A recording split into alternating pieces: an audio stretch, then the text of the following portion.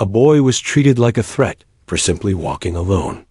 But when his face appeared on a massive screen above, the people who judged him fell completely silent. A mall breathed in slow, steady rhythms. It was the kind of afternoon where time seemed to stretch, caught between the fading warmth of the sun outside and the cool artificial breeze drifting through the air vents above. A few tired pop songs echoed from overhead speakers, looping softly, almost apologetically. Shoppers meandered through glossy tiled corridors, weighed down by shopping bags and summer lethargy.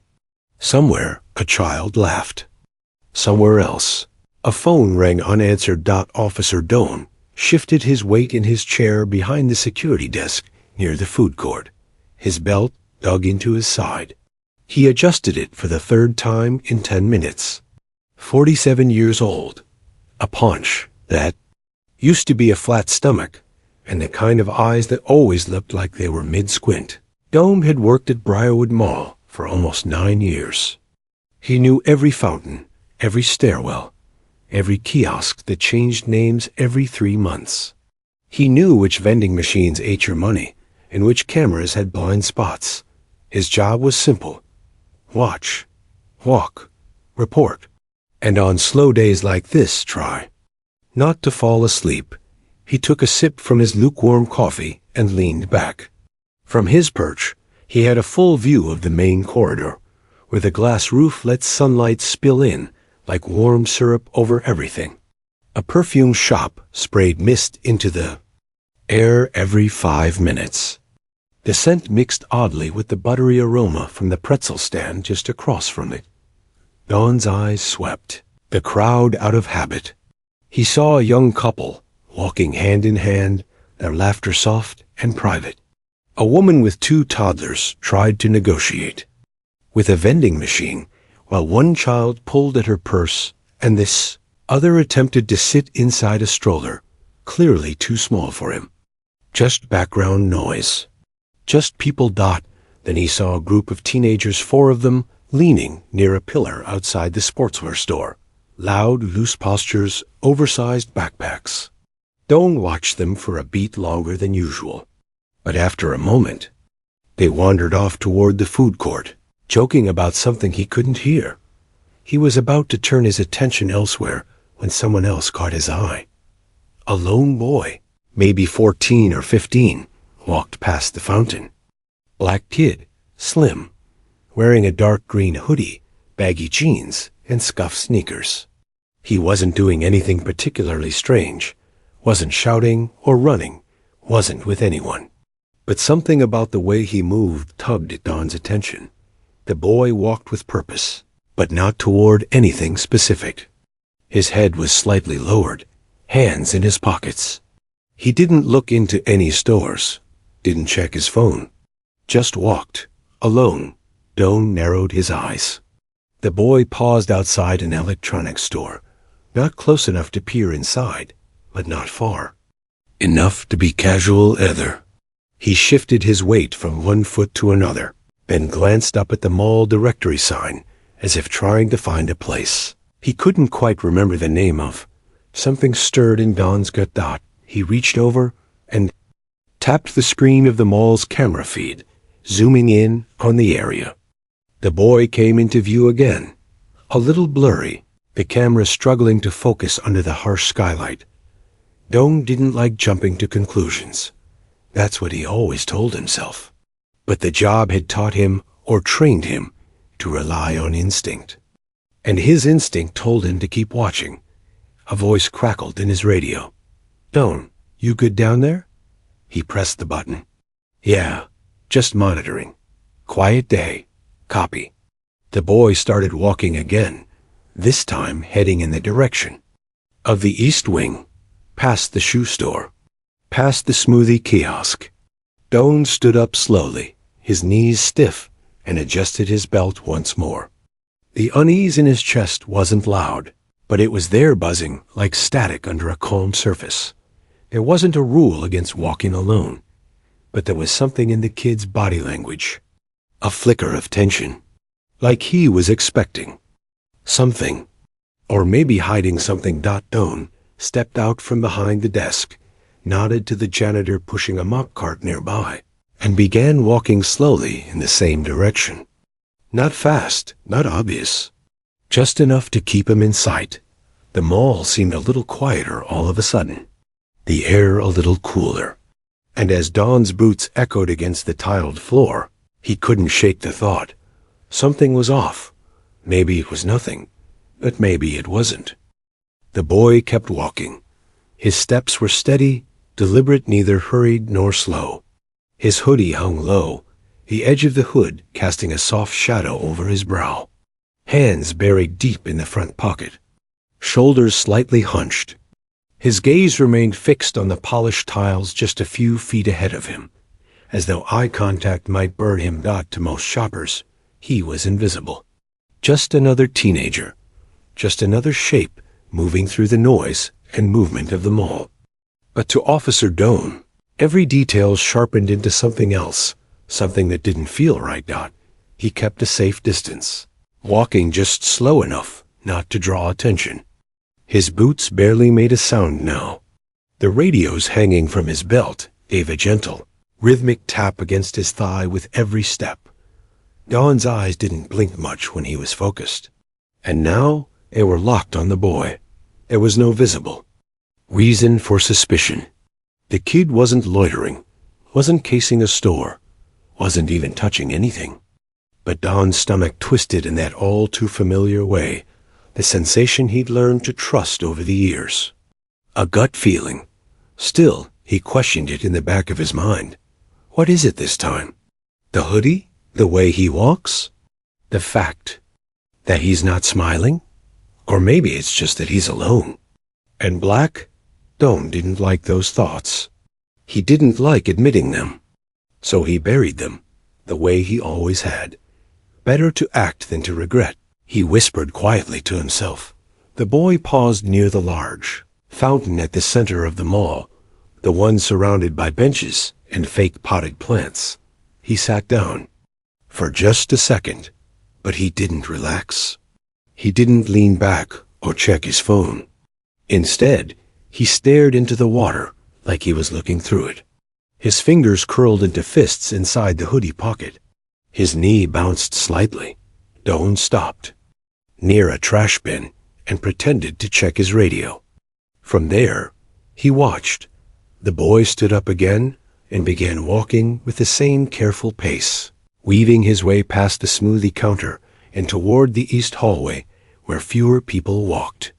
Don followed, keeping to the edges of the corridor. As he walked, Don pressed the radio to his mouth and clicked the side button twice, a quiet signal to dispatch that something might need eyes on it. Dispatch, this is Don on East Side. Got a solo miner, possibly loitering. Male, black, dark green hoodie, jeans, walking toward Wing C. No signs of aggression, just keeping an eye. There was a short pause. Then, copy that, Don. Keep us posted. He clipped the radio back to his shoulder, feeling his pulse tick up slightly. He wasn't sure why the adrenaline had started to creep in. The kid hadn't done anything wrong. Not yet, but there was a kind of quiet to him that made Don uneasy. Not the lazy, mall-wandering kind of quiet, but something heavier. Like he was carrying something. Like he didn't belong there, not just in the mall, but in the world moving around it. Don remembered his training. Observe. Don't assume. Never escalate without cause. But those guidelines always blurred a little when it came to instincts. When your job was to prevent something from happening, you had to see danger before it arrived. Still, a whisper in his gut spoke again. What if you're wrong? Don clenched his jaw and pushed the thought away. Better safe than sorry. I've been right more times than not. He's just acting off. Anyone could see that. Ahead of him, the boy slowed outside a shoe store. He didn't go in, just stopped and looked at a display of running shoes behind the glass. His reflection stared back at him, soft and pale under the fluorescent lights. He wasn't smiling. He didn't reach for the door handle. Then he turned his head, eyes flickering upward toward one of the mounted security cameras on the ceiling. Don's heart skipped. That one movement, that single glance, was enough to tip his thoughts from curiosity into certainty. Why look at the camera unless you're worried about being watched? The boy turned away from the store and walked again, toward the hallway where fewer cameras were placed. Don followed closer now, posture tensed, and yet beneath the surface of his rising suspicion, a conflict flickered. He thought about his daughter, about her friends, about the kid on her soccer team who always wore a hoodie because he was shy and didn't like being looked at, about the morning news stories he'd read but never talked about, the ones about overreaction, misjudgment, regret. Don blinked hard and shook the thoughts away. Now wasn't the time for doubt. Ahead, the boy turned a corner and disappeared from view. Don reached for his radio again, but this time he didn't say anything. His thumb hovered over the button. Part of him hoped the boy would just walk out. The exit, vanish into the sunlight, give him a reason to stand down, but he didn't. He kept walking deeper into the mall, toward a place where few people went anymore, and Don followed. The boy slowed his pace as he approached the electronics store. Rows of flickering television screens lit his face in fractured reflections, one showing a sports game, another a cartoon, and one in the center showing a commercial with smiling families holding tablets they didn't need. The boy didn't go inside. He stood just outside the entrance, barely crossing the invisible threshold between shopper and bystander. His body leaned slightly forward, as though pulled in by the glow, but his hands stayed clenched inside his hoodie pocket. He glanced upward. Don, now half shielded behind a nearby sunglass kiosk, tensed. That look, it wasn't casual. The boy's eyes moved slowly across the ceiling, scanning left to right, like someone trained to spot surveillance. There it is, Don thought. He knows we're watching. Don shifted his weight to his left foot, staying out of the boy's peripheral vision. He pretended to browse a rack of novelty sunglasses, but his eyes never left the kid. Years of watching behavior told him this meant something. The kid wasn't admiring the store's security layout. He was checking angles, trying to calculate who could see him and who COULDN single quotes T. Another upward glance. Then the boy stepped away from the electronics store and walked into the shoe store, just a few feet down the hall. Don moved swiftly, ducking behind a vendor cart selling phone cases and fidget toys. From his new position, he could see into the shoe store through the side wall, which was made of glass and plastic display shelves. The boy didn't look at any of the shoes. Not at first. He just walked the perimeter, slowly, his hands still in his pockets. A clerk, a young woman with a nose ring and a name tag that read Marla, greeted him politely. He nodded, barely making eye contact, and walked past her. Toward the back, he stopped by a corner where the wall curved slightly around a mirror. Then, again, he looked up. Not just once, twice, 3 times. Don's suspicion locked in like a vice. He's checking for blind spots. To Don, it was a clear pattern. First the electronics store classic distraction zone. Then the shoe store, where staff was often minimal. The kid hadn't touched a single item. No interest in buying, no intent to browse. He wasn't there for shoes. He was looking for something else. The mall lights hummed softly overhead. The air conditioning hissed from above.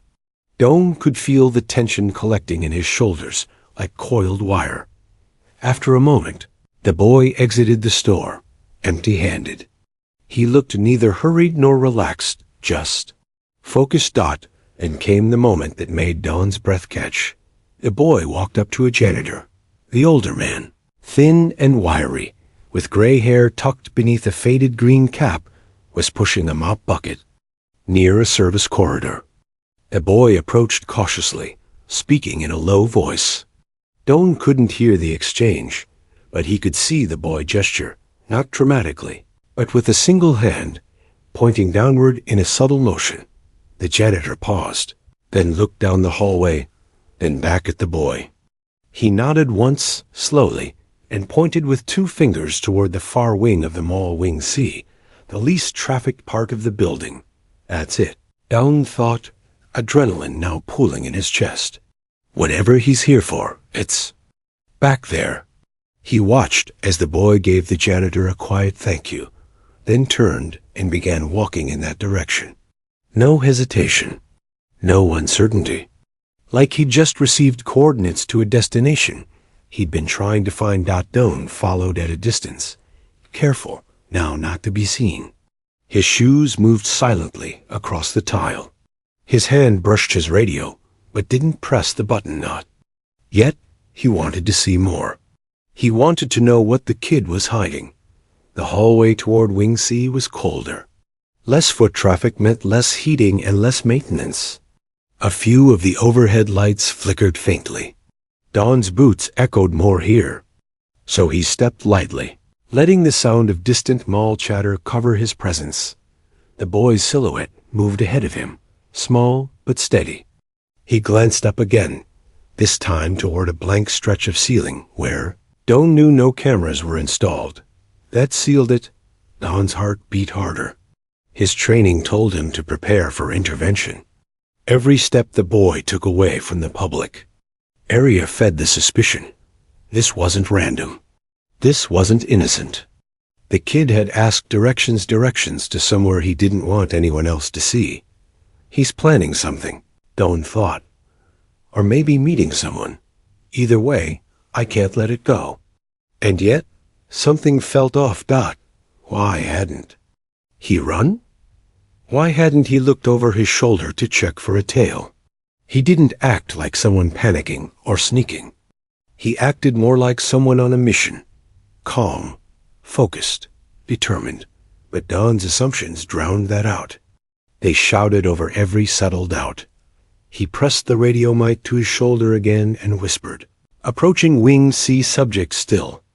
Solo, continuing surveillance. Will advise. No response. Just static. He turned the corner where the boy had disappeared. And what he saw next, he wasn't ready for. Dawn turned the final corner and entered the wide, echoing atrium near the center of the mall. It was quieter here, almost eerily so. The sounds of the main corridor faded behind him, replaced by a subtle hum of vending machines and a faint whir of air conditioning overhead. Sunlight spilled through a high circular skylight above, casting a soft, golden pool of light on the polished floor below. Dust particles floated gently in the air like snow, catching the light in delicate specks, and in the center of it all, the boy. He stood motionless beneath the skylight, his small frame barely more than a shadow in the golden beam. His hoodie hung loosely around his shoulders, and for the first time, Dawn noticed how thin he really was. His hands were no longer in his pockets. They hung by his sides, slightly curled, as if unsure of what they were supposed to do. Dawn slowed to a halt about 20 feet away. He didn't speak, not yet. He simply watched, breathing slowly through his nose, adrenaline still pulsing in his chest. This is the moment, he told himself. This is where it all comes together. But the boy didn't move, didn't run, didn't panic. He just stood there, staring forward toward the wall at the far end of the atrium, toward something Dawn couldn't quite see from his angle. Dawn took a cautious step forward, then another. His hand hovered near the radio clipped to his vest, ready for backup if needed. His voice caught in his throat. The boy never turned around. Instead, his shoulders began to shake. It wasn't fear. Not the kind Dawn expected. No signs of fight or flight. No sudden jerks or glances over the shoulder. Just a slow, trembling breath that caught in the boy's chest, followed by another. His lips began to tremble. His chin lifted slightly. And that's when Dawn saw the tear. Just one. A single drop that carved its way silently down the boy's cheek. It glistened in the light before vanishing against his skin. Wait. Don's mind stumbled, trying to recalibrate. What is this? He expected confrontation, maybe denial, maybe resistance, maybe even guilt. But not this. He took another step forward. Hey, kid. Don's voice cracked slightly, unsure of itself. You all right? No answer. The boy's eyes remained fixed on the far wall, wide and glassy, like he wasn't really seeing it, like he was trying to absorb it, trying to convince himself it was real. And Don shifted his position and finally saw what the boy was staring at. And everything changed. Towering high on the wall above the empty seating area was a digital billboard, a rotating advertisement that usually cycled through phone plans, sales events, and summer clearance promotions. But at that moment, it displayed something else. A photograph, a school portrait, this boy smiling in a too big polo shirt, his teeth slightly crooked, his eyes warm and full of light. The photo was cropped neatly into a rectangular frame. Below it, bold white letters stretched across the screen. Missing child found safe. Thank you to everyone who helped bring him home. Don's mouth fell open slightly. The sound of them all seemed to disappear. He looked back at the boy. The trembling in his shoulders grew more visible now. His lips parted, quivering as if trying to speak, but no words came. His eyes locked on the billboard like it was the only real thing in the world.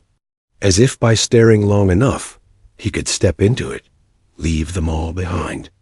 Leave the week sore, months of pain and fear behind. Don suddenly felt cold. He wasn't hiding. He wasn't planning anything. He wasn't guilty of anything at all.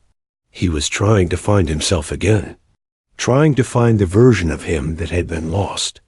Don took a slow step back, his heart sinking like lead into his stomach. The badge on his chest felt heavy now too. Heavy. His assumptions, the suspicion, the surveillance, the pursuit, they collapsed inward like a house of cards. All he could do was stare at the boy, his chest tight with shame. Then, from the hallway behind them, soft footsteps approached.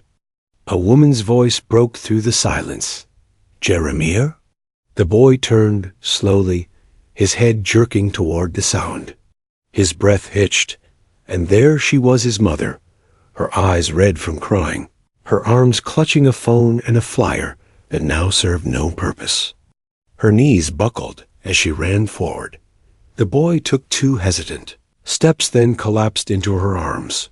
She held him like she would never let go again. Don stood there, unmoving, a witness to something that had nothing to do with him, but that he had nearly ruined. He didn't speak, didn't explain himself. He just turned quietly and walked away, his eyes stinging for more than just the bright light. Don moved forward slowly. The boy hadn't noticed him yet. His eyes were still locked ahead, wide and trembling. His chest rose and fell in shallow breaths. His small hands, now visible from beneath the hoodie sleeves, hung stiffly at his sides, fingers twitching with nervous energy. Don's boots made a soft tap on the tile as he stepped up beside him. The boy flinched, barely, at the sound, but he didn't run, didn't speak. Don cleared his throat, lowering his voice. Hey, kid, I need to ask you a few. Then he stopped. His words died in the air, swallowed by the sudden realization of what the boy had been staring at all this time. There it was, high above them, looming like a quiet miracle. The digital billboard shifted, froze on one image, a photo, a simple school portrait, soft blue background. The edges of the collar on his polo shirt were a little crooked. His smile was small but bright, hopeful. It was him. The same boy, the same soft jawline, same shy eyes. And below the image, in bold white lettering against a sky blue backdrop, missing child found safe. Thank you for bringing him home. Don's body stiffened, his throat tightened, a knot rising. With impossible speed, he didn't move, didn't speak. His gaze was fixed first on the billboard, then back at the boy standing beside him, so still and small in the middle of the open atrium. Suddenly, everything made sense. The glances over, the shoulder, the way the boy scanned the ceiling, the tension in his jaw, the unspoken urgency in his steps. He wasn't avoiding cameras. He was looking for them. He wasn't preparing for a crime. He was preparing to be found. Don's chest hollowed out with the realization. It hit like ice water, pouring through his veins. He was never hiding. He was searching. He was hoping someone would see him. And I didn't see it. I followed him like he was a threat, like a shadow that didn't belong in the light. Don took a half step back, his mouth dry. The boy's lower lip trembled. Again, he reached up slowly with one hand, wiping away another tear that had rolled down his cheek. And then he spoke, barely above a whisper. I saw it go up this morning. Don turned his head. The boy continued, his voice shaky but clear. Came back here because I thought if I stood in front of it long enough, someone would know it was me. His words landed in Don's chest like falling bricks. I didn't know where else to go. The boy added, his shoulders beginning to shake again. I got away. I ran all night. I didn't know what else to do. Don's voice caught in his throat.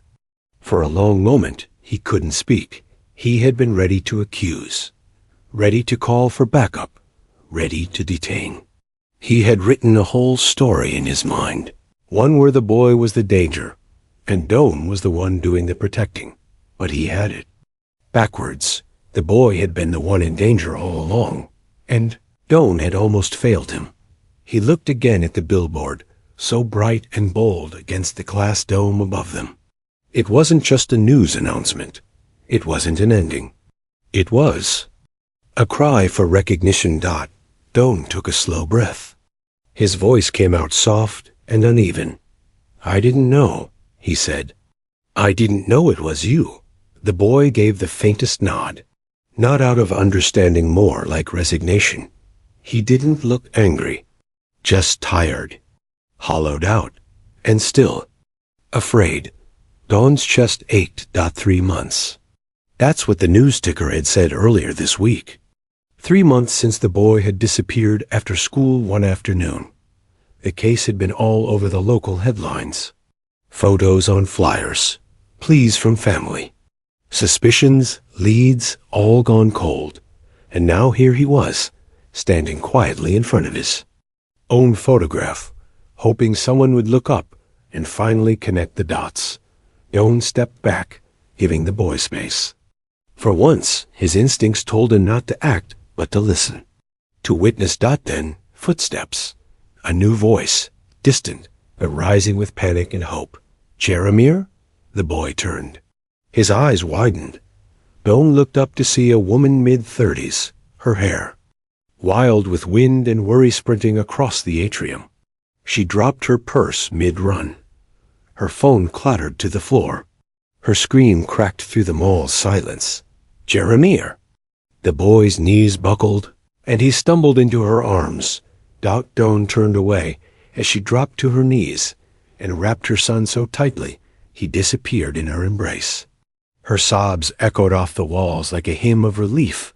Behind them, the billboard still glowed overhead. The smiling face of the boy, frozen in time, untouched by trauma, untouched by suspicion.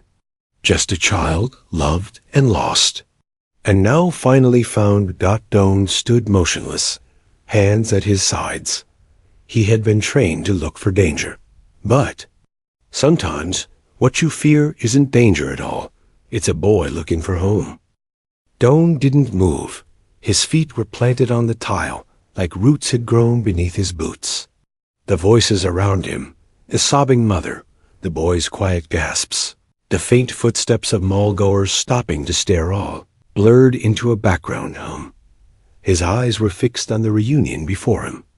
The boy, the one he'd followed like a criminal, was now curled into his mother's arms, his small frame trembling like a leaf caught in wind. Her hands cradled his head, her tears soaking into the fabric of his hoodie. She rocked him back and forth, whispering words Doan couldn't hear but didn't need to. They weren't for him. They never were. Don's throat was dry. His heartbeat thudded dully in his ears, not from exertion, but from something heavier.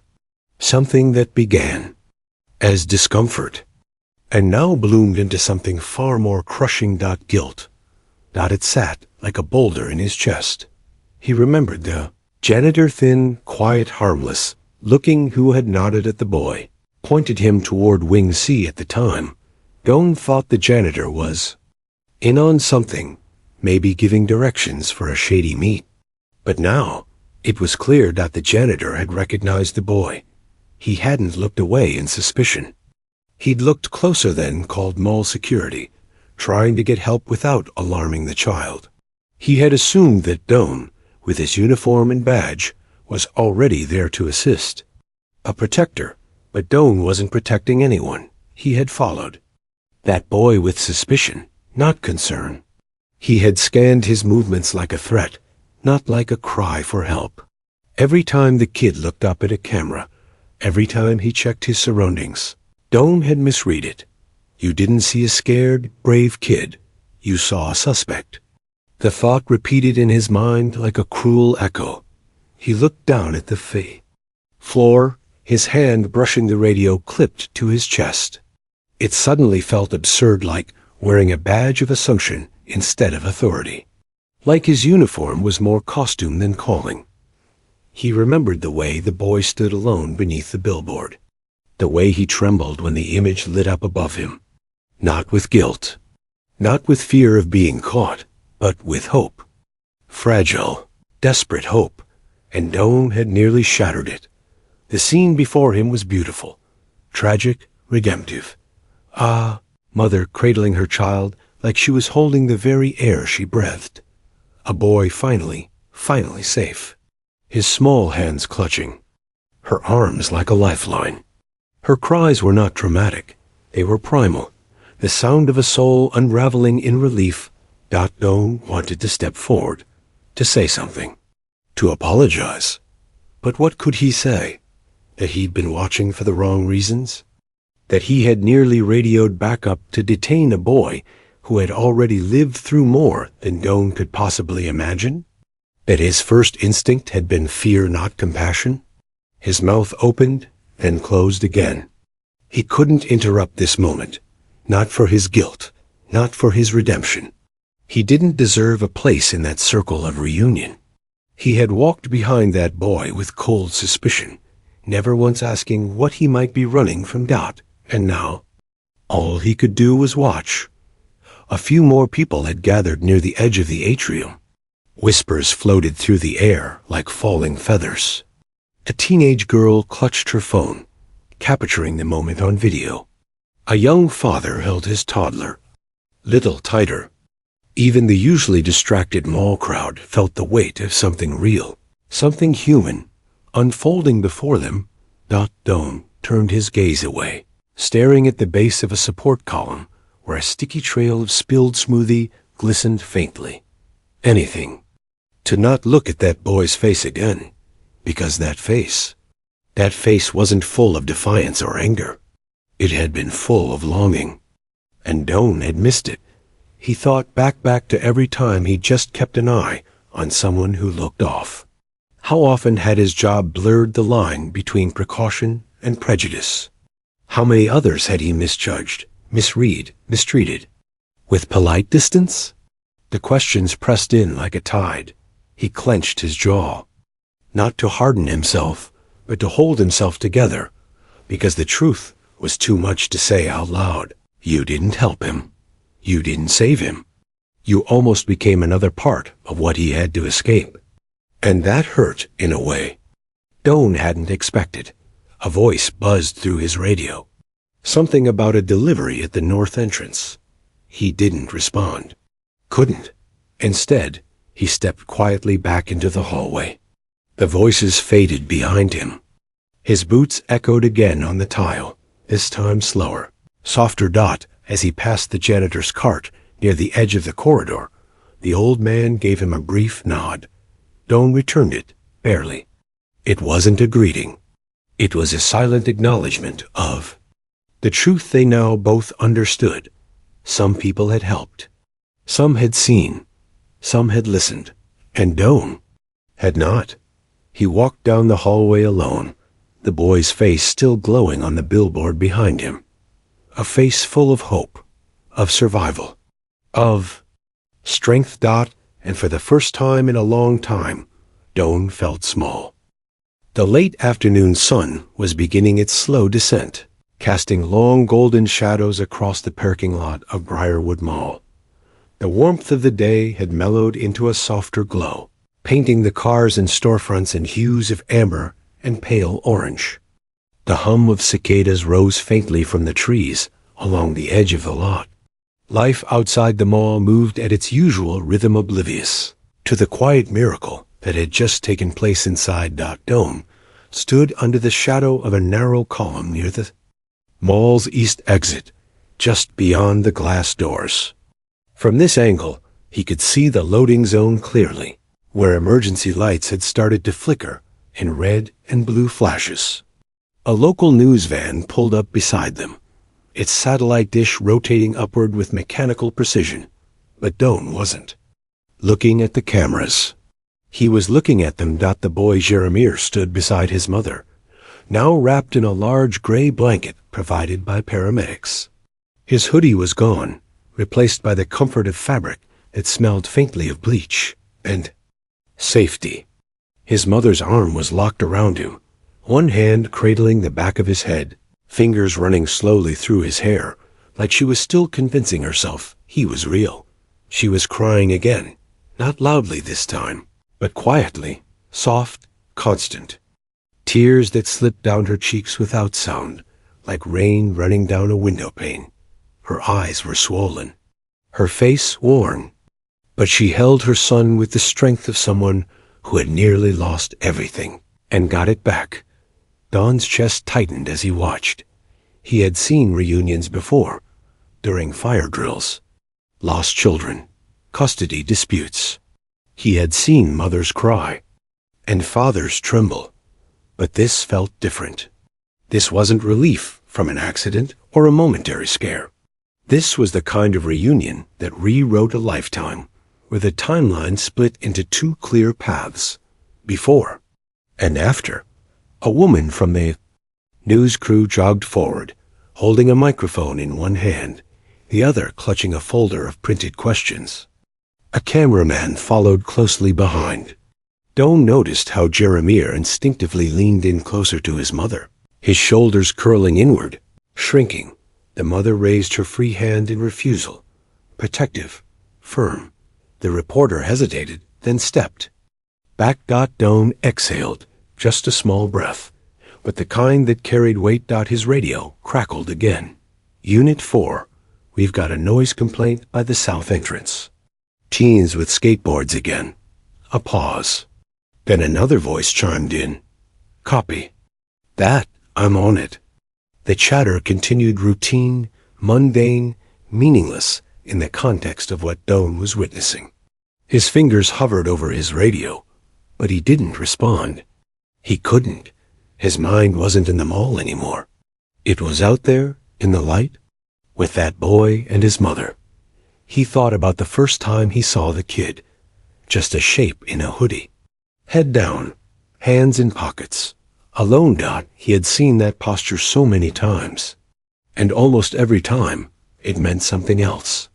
Sometimes trouble, sometimes nothing. But not once had he stopped to ask what it might mean this time. That was the cost of patterns, of instinct hardened into suspicion. You stopped seeing people. You saw roles, profiles, possibilities. Don pressed his lips together. A gust of wind rolled through the lot, lifting a stray flyer from the pavement. It tumbled past him and slapped against the glass behind him. He didn't turn around. His gaze remained on Jeremiah. Now, The boy was looking around, not with fear, but with that same quiet wonder he had when he stared at the billboard. His eyes searched the scene as if hoping to find someone, something, maybe even Doan. But Doan stayed hidden. He didn't step forward, not because he wasn't moved, not because he didn't care, but because this moment wasn't his to claim. He had played his part wrongly, quietly, and nearly destructively.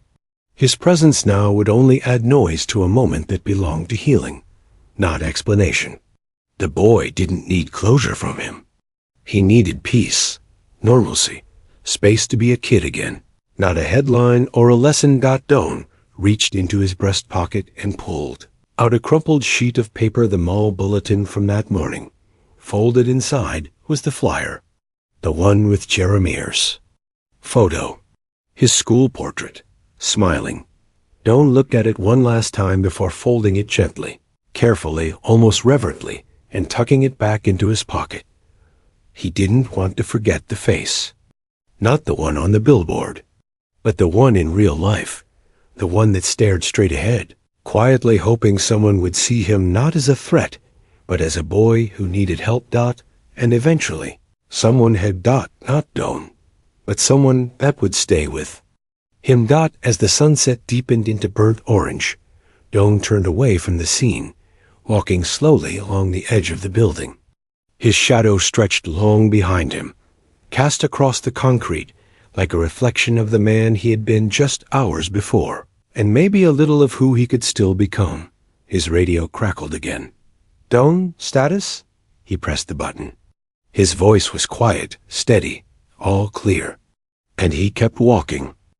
The mall didn't stop. Outside, families gathered for ice cream beneath the last rays of golden sunlight. Inside, someone complained about a shoe size being out of stock. A toddler threw a tantrum near the food court. Teenagers laughed too loudly. Near the arcade, somewhere, an employee sighed as they counted bills for closing. Life resumed, as it always did, but something had changed.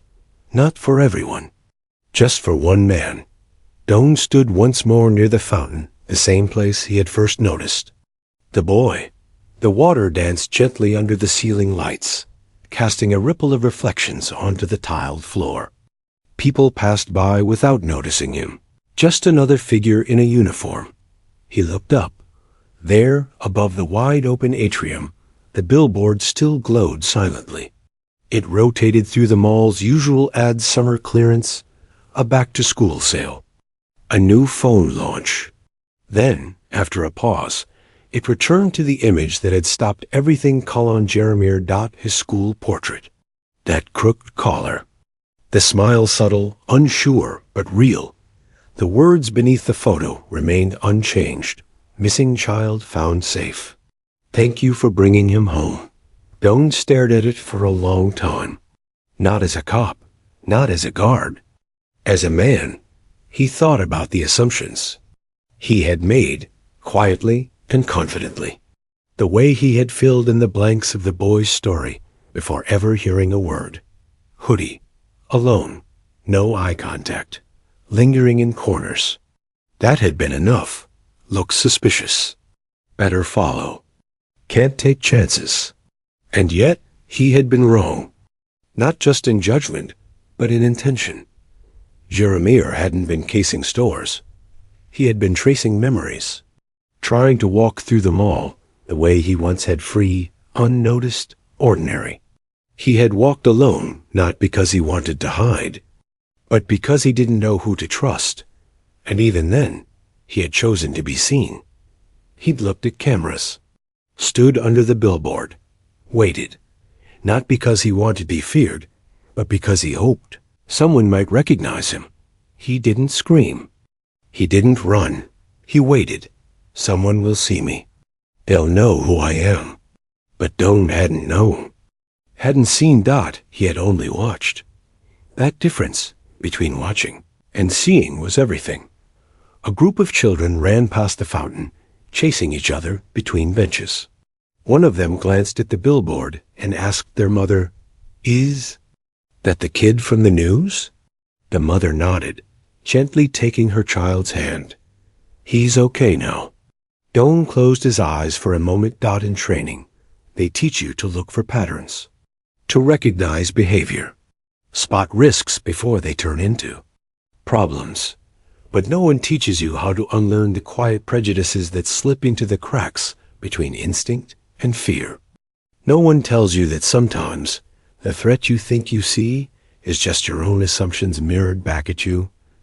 He opened his eyes again, still fixed on the image above. There was power in that picture, not just because it was a child returned, but because it was a reminder, a gentle, painful reminder. Sometimes what we see is shaped more by our assumptions than by the truth. And sometimes the person we fear is the one who needs us most. Doan shifted his weight and took one final look. The billboard glowed on, unblinking. Most people walked past it now. The story had already begun to fade from their minds. It would be replaced soon by advertisements, events, promotions. Jeremiah's face would vanish from public view. He would go home, try to be normal again. He deserved that. But for Doan, the glow would linger far longer. It would follow him into every hallway he patrolled, into every face he glanced at, into every decision that asked him to choose between instinct and understanding. He would remember, not the mistake, but the lesson. That sometimes a kid in a hoodie is just a kid in a hoodie. And sometimes they're more than that. Sometimes they are the brave ones, the ones who walk back into the world after it's tried to erase them. Doan turned away slowly, his footsteps soft as he made his way down the corridor. He didn't need to see the boy again. He'd carry that face for a long time. The mall lights flickered overhead. Music played from the speaker in the distance. Someone laughed at a joke. Doan couldn't hear. The world continued. The mall moved on. But high above, alone in its quiet place, the billboard remained still glowing, still watching, still telling the truth, even if no one else was.